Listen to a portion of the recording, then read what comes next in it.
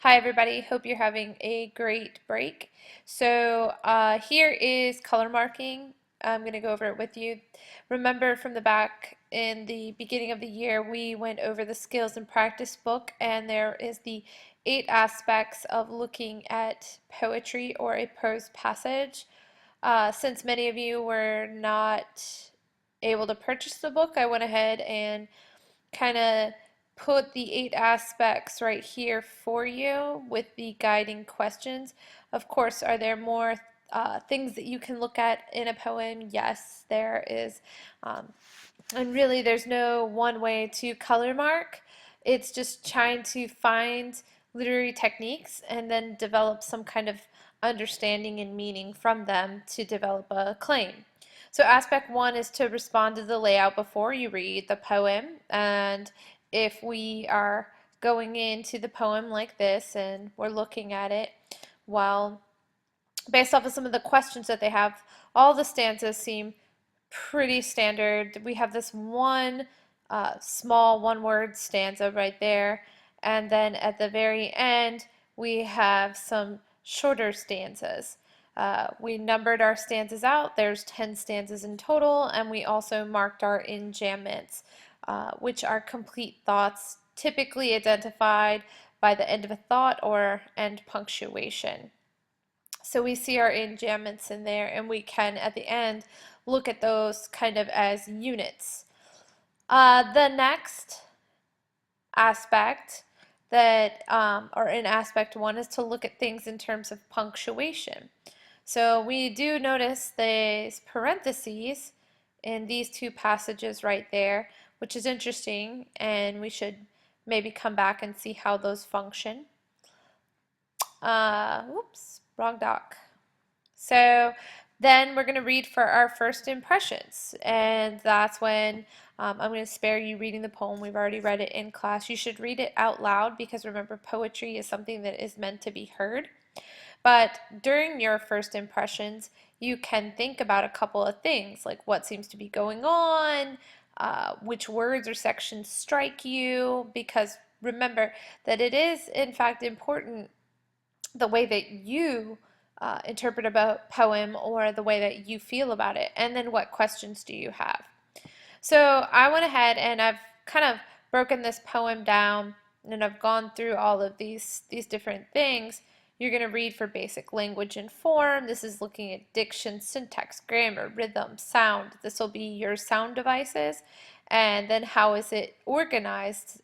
Organization can be your enjambments. It can be your how many lines are in each stanza.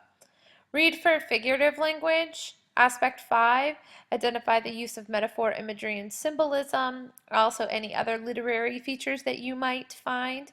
And how do the all important, how do the expressions contribute to the content? Then you're going to read for speaking narrative, voice, and tone. It's very important, even in poems, to think about who is the narrator and what is the voice. And what's the perspective of it, and what is their attitude on the subject. Finally, you cannot forget, and many people forget to read for content. So what is the meaning you can find in the passage? What's said but is not said? To what extent are they interested in characters? Because poems still might have characters and relationships, setting, key actions. What's the theme of the poem? What seems to be the big underlying message, and what do they seem to be saying? And then the significance. What is the most important idea to emerge in the extract? Are there any contrasts or oppositions? What's contradictory, paradoxical, or ambiguous? And does the passage seem to show a sense of development in some way? And how is it designed to affect an influence upon the reader? So I'm going to look, wrong document again. I'm going to go in and I'm going to talk to you about my color marking. So first, I went through these stages and I kind of wrote some thoughts on there. So one, I started with the title, and I'm going to look at, okay, so attempted means there's more attempts to come. When I'm thinking about chess, I'm thinking it's a game, it's a strategy game, it's played by 2 players. You have the king who can move once, the queen who can move many moves, and then you have all these other players. Obviously, the poem is in free verse, so I just noted that later. And when I'm going through the poem, I'm going to go through and break it down, moving in an organization that's stanza by stanza. But this is not typically the best method to write an analysis. You don't want to go stanza by stanza, even in an oral commentary. You want to find these other units of organization and build your analysis on that. But for the sake of color marking, it's easier to go through the actual poem stanza by stanza. So in first stanza, you can note over here my key.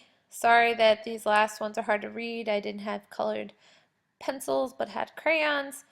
So one, we had marked in class words that are connected with chess. You'll see in green there's words that are connected with domestic sort of ideas. The parentheses are going to be in red to make us look at those. I noticed that there was some words also that are connected to hunting, and I think right here hunting and then hunting again. And then I also noticed that there were some words connected to kind of these, the sun, the sky right there. And so I noted those in color. You can go through and anything that you can find connections with, you can make colors the color marking process is like there for you to visually see if there are patterns. But as you can see, I did a lot of my work on here with actual just pencil. So one, this is me going through the process. So I noted this word arrangement is an interesting word choice. So she's arranging her empire. You get a sense of arrangement, especially in a house, almost like arranging furniture. So I thought that that's an interesting word choice that she chooses. Then looking at this parenthesis, cross-legged on the floor, I tried to think, I couldn't quite find something that I developed a good thought on, but the idea of cross-legged on the floor, she puts that, so obviously it's important in some way or another. It's like an afterthought in parentheses. But I'm thinking, okay, so cross-legged, she's closed off, she can't easily move, she is bound in some way, possibly. Stanza 2, right? We're moving on, and we have in there this cellar. Um, and so the embroidered costumes, I think it's an interesting word choice of costume. And so you think, okay, well, you put a costume on for a theater or a show. It's something that you don't do every day. Um, and that these costumes were passed on from generations of women because it's from her mother's storage trunk. Moving along then, the word stiff directions indicates that they were not worn. And this is actually where I started to notice a lot of the S sound or assonance throughout the poem. You'll see that that is marked throughout with these little slashes. Uh, in stanza 3, we'll see that she is overshadowed by the chess men. They stretch, they fall across her. She is obsessed by history. So remember, history is men's story. Women are traditionally left out of the history. Um, and each wooden totem rises like the cairn of an event. And I looked up the word cairn, and it's a mound of round stones built as a memorial or a landmark. So obviously, uh, this stanza and the following stanza is setting up, as you can see right here. I tried to think about, okay, well, what is happening in the poem if I could break it into smaller units. So in this first enjambment, stanza 1 through 5, Margaret Atwood seems to be setting up two spaces. We have men's space and then we have women's space. What's interesting is that she points out that the men's space seems to be in the house, and this is traditionally seen as the women's spaces inside the house. And so it's in this house that the shadows fall over her, and we see a landmark, so the view is obstructed. But then we have this but, which suggests something other. And I think that this is neat because this is where the contrast comes in. Now she seems to be suggesting this is the woman's space, or the space where women want to be. Outside the windows of this room, the land unrolls without landmark. So we see this contrast between his and her land. There's no landmarks on her, the land she wants to be on, and there's all these memorials and landmarks on the land that he overshadows her in. We see a meshing of green, the inner membrane of the gaping moment opening around the sun that is a hole burnt in the sky. Again, here's interesting because she's using a lot of words right here, like gaping, which is open, opening around the sun, that is a hole burnt in the sky, so that you see right there that it's no longer bright. Um, we have the green land right here that she's looking out. It's less restrictive. It's a natural space. We could think of like pastoral, right? Which would be common for women. And so women right here are connected to nature. Um, then you move down here to the next stanza, though, and you see the house recoils from the bright-edged vacancy of leaves into itself. The cellar, darkness looming with archaic silver clocks, brocaded chairs, and faded echoes of a hunting horn. So you see right here that this word house could be ambiguous because we see it could be a building, or it could be like the house, the family. This house is filled with all these old vestiges of the past. This is the men's space. It's filled with time. It's filled with these elaborate things.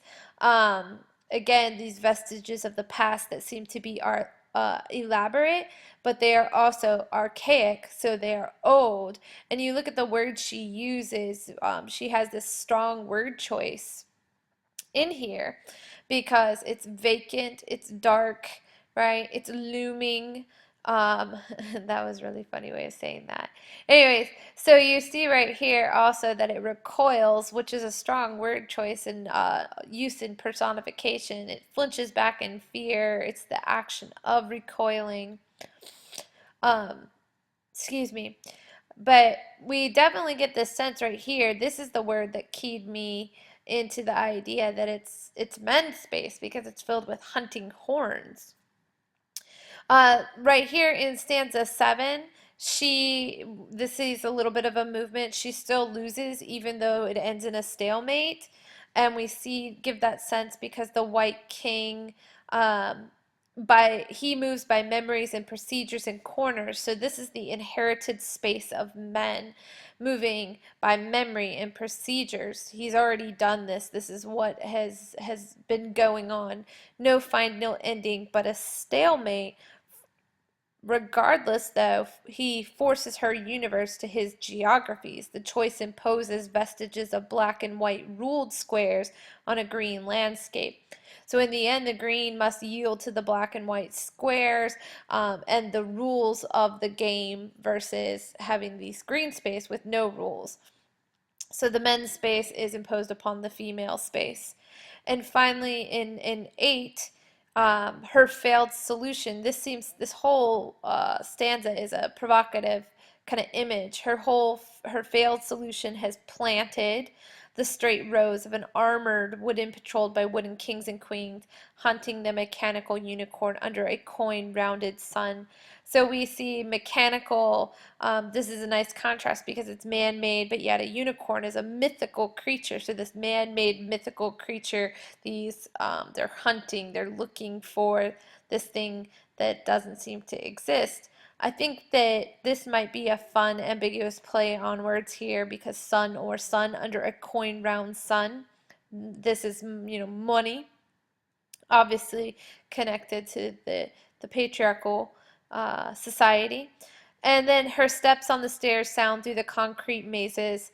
The wall cannot be moved. The walls cannot be moved. It's a confusing past. We see this transformation, and we see a shift from the embroidered